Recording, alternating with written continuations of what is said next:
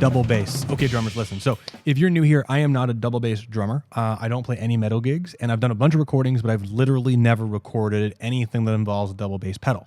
I am a fitness professional with a biomechanics and motor learning background. Very excited. I love the idea of conditioning and challenging the body. And I, truthfully, this is kind of a fun thing, I have nerve damage in my left foot from an accident years ago. So I was trying to think about, well, how could I challenge myself musically in a way where I'm getting away from the left foot timekeeper and I have to learn and feel timekeeping in a different way? How can I challenge my body in a totally different way than anything I've done on the drums to this point? And how can I kind of have fun?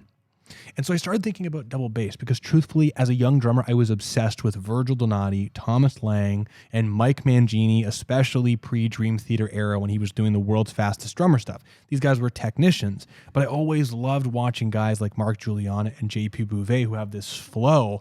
And I wanted to figure out, I've always kind of said to myself, I'd love to take double bass and kind of like groovy, jazzy flow drumming and mix it together so I could speak. Because the one thing that I hate about double bass drumming is when I watch someone play and you can tell they're playing a beat, right? They have no flow. They have no freedom over the vocabulary. They get into 16th notes and they go tuk, tuk, tuk, tuk, tuk, tuk, tuk, tuk, and they do the same thing over and over again. Virgil Donati had a level of freedom that I don't think I've seen too many other people. And Alex Cohen, there's some really cool people who are doing some really incredible stuff. So what I'm going to do today is I am just in the last 2 weeks committed to mastering double bass for my body as much as I can, with the emphasis of getting as much speed, control, and flow as possible. And I want to invite you to join this journey with me. All the clips I'm going to show you are actual practice clips of mine. So you're going to see some really clean, cool stuff, and you're going to see some flubbing. But I'm going to talk about why I'm doing specific things in each video and how I'm using these concepts in motor learning to kind of help me. The first exercise I'm going to be doing is a conditioning exercise. My left foot, like I said, has a bit of nerve damage, but it's also relatively weaker because I play a lot of right foot bass drum stuff. So one of the key things I have to do if I'm going to get good at this double bass thing, and I'm sure you too, is get my weaker limb closer to my strong limb. So what I'm going to do, because relatively speaking, I play 10 times as many notes on my right foot as I do compared to my left foot, I've created a left foot upbeat 16th note grid exercise where I'm playing with my right foot and my right hand and my left hand a very simple groove. Boo-ga, boo, boo-ga, right? Very simple. On the 16th note grid on the upbeats, on the E and the I'm playing left foot kick notes. So that way I'm getting this kind of syncopated double bass pattern with the very consistent boo, boo-ga, boo, boo-ga underneath it. Check it out.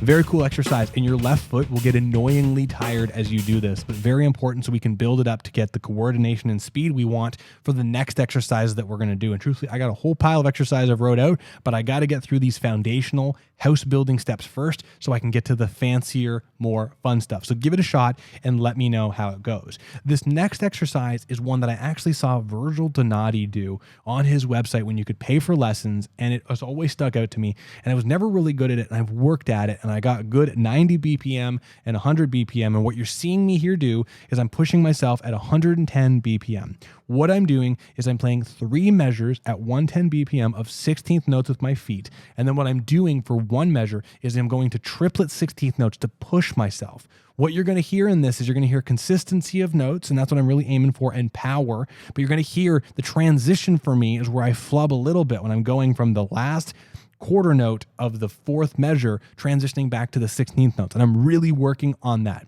So watch this, and then I'm going to tell you what I'm going to do next.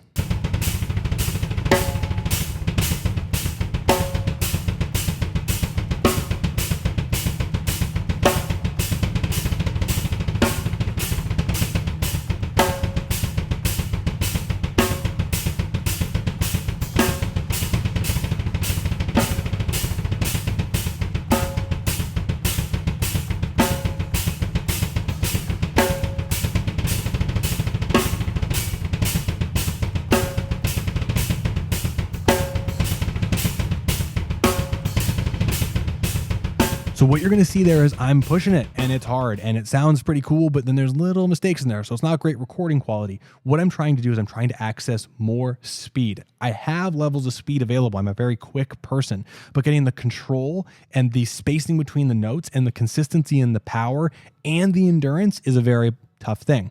Now, what you're going to see here is this is the clip where I started to fall apart. And what I'm actually doing, and it's a very small clip because there's nothing special to see here, is when I start falling apart, I go back to a comfortable 16th note tempo, the 110 BPM, and then I go for time. So this whole exercise is picking a measure, a subdivision, pardon me, that's a little faster than what you can control, pushing it and challenging yourself, but then have a native, comfortable tempo to come back to. This allows you to make sure from a motor learning sense that you still have the control and the focus and the spacing with consistent notes without getting too tired, but then you're constantly nudging into that new tempo area. Very important. So you're seeing me fall apart, and then I'm going to kind of point to my watch, and then we're going to move to a more consistent, controlled exercise.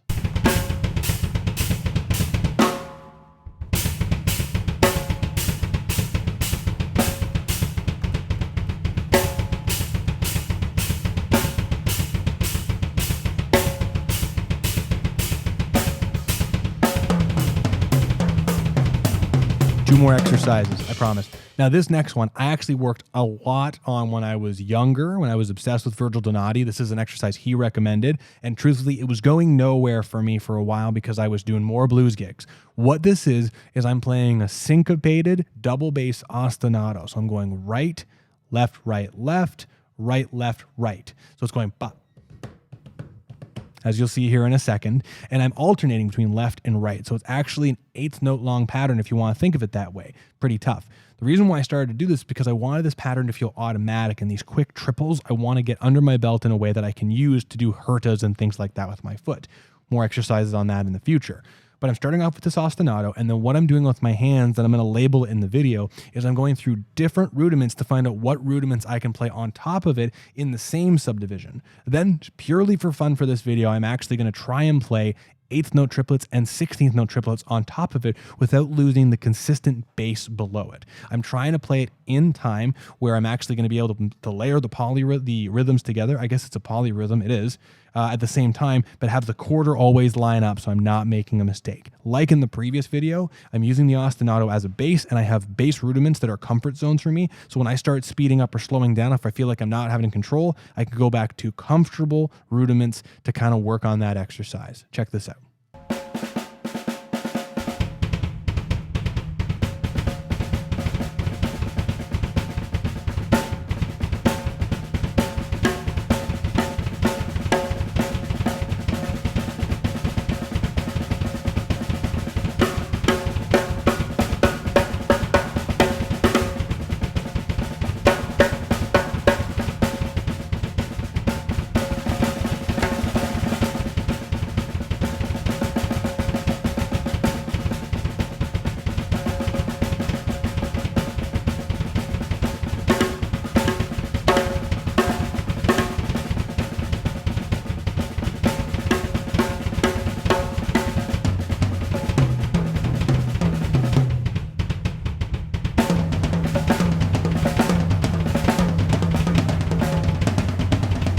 This is the exercise I'm actually the most excited about. Truth is, I actually learned the methods I'm about to teach you from J.P. Bouvet. He's got something called the down-up method, where you're taking rhythms and you're bouncing between the downbeat and the upbeat in a very strategic way to really expand your vocabulary and create unique rhythms. That's what I'm thinking here. This particular exercise I created, but the philosophy comes from him. So if you're not familiar with his educational website, go and check it out. But what I'm doing is I'm keeping quarter note time with something with my right hand. Below, I'm starting off with this bass pattern of right, left, hand, hand, right, left, hand, hand, kick, kick, hand, hand, double strokes.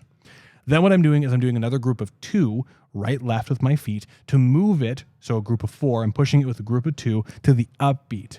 And you'll hear that I kind of push back and forth between different numbers of notes between my feet and using my left hand as a double to kind of accent the pattern on the snare or the toms. I'm also playing dotted doubles, and I'm playing 2 dotted doubles, sometimes more, but right, left hand, in a way that's another 6-note pattern to help me get to the upbeat with the right, left, hand, right, left, hand. I play around with this one a little bit in this particular clip, but you can hear the core foundation is there, and just playing around with it's given me a ton of freedom. I'm really excited how this is sounding, and this is only 2 weeks in. As I feel more comfortable, I'm going to start adding groups of 5 and a few other note patterns in there, but here's where it is right now, and I would encourage you to play around with this because truthfully, it's a lot of fun, and no matter the gig that you have that involves double bass, you can get a whole pile of cool fills and grooves just from this idea.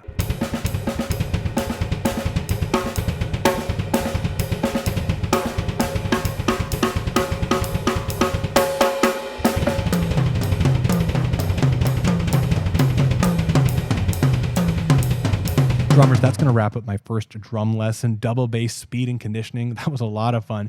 Like I said, I'm not a double bass drummer. I'm purely thinking of this from a mechanist perspective, so I'd love your feedback. There are a ton of double bass experts on here. Some people will probably blast me for this video, but I'm hoping some of you can see the concept that I'm applying here to help create a practice routine to learn some new stuff. I'm going to keep you posted. In a month or two, I'll do another video and show a few new exercises. But if you liked this, please let me know below. If you don't want me to talk about this, let me know below, because truthfully, I want to make sure you're getting the content that you want from my expertise. Like I said, I'm thinking about this from a mechanical fitness body conditioning perspective, but my whole goal is just to do something on the drums that sounds a little different than everybody else and pick up some cool flow, and maybe this will turn into a gig or a couple songs, or truthfully just a drum solo and freedom. That's a lot of fun. But behind the drum set, all I want is freedom to communicate the way that I want. And like I said, a lot of these concepts, especially the down-up method, I got from the JP Bouvet method, who's a good friend of mine. He's brilliant, and I love his teaching style. So I would encourage you to check out his website. So by the way, Brandon Green, strong drummers play longer. And I'll throw this out there as a last little tidbit before I put a little clip at the end here.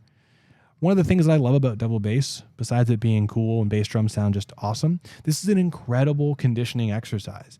Whatever gig you play, I think if you sit there and play 16th notes with your feet for as long as you can, your core and your hips are going to get a crazy workout. And this has already helped my single bass drum playing in such a huge, powerful way. Anyway, strong drummers play longer. I'll see you soon.